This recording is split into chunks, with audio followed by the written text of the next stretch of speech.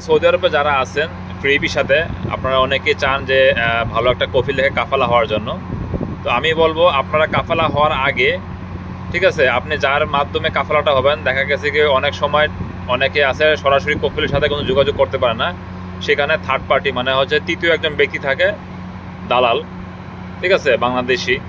তো এখন সে কি করে, অনেক সময় দেখা গেছে কি কফিল হয়তোবা দেখা গেছে এখানে বললো এত রিয়াল, এখানে দেখা গেছে ফায়দা নেওয়ার জন্য সে বাঙালিটা বললো যে কথার কথা, দেখা গেছে কফিল বললো 500 রিয়াল, সে বললো ভাই আপনার ভাই 700 রিয়াল লাগবে, কফিল আমাকে বলছে আপনার 700 রিয়াল লাগবে।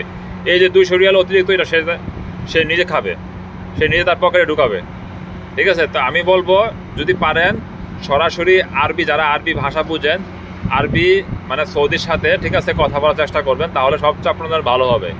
অনেক সময় দেখা যায় আকামা করতে গেলে, ঠিক আছে, ওই যে বাংলাদেশি তার সাথে যোগাযোগ করতে হয়, ভাই কপিল কি বললো, তখন ওই বলে ভাই কপিল তো ভাই সফরে গেছে, কপিল ভাই অসুস্থ, এই সে বিভিন্ন নানান কাহিনী।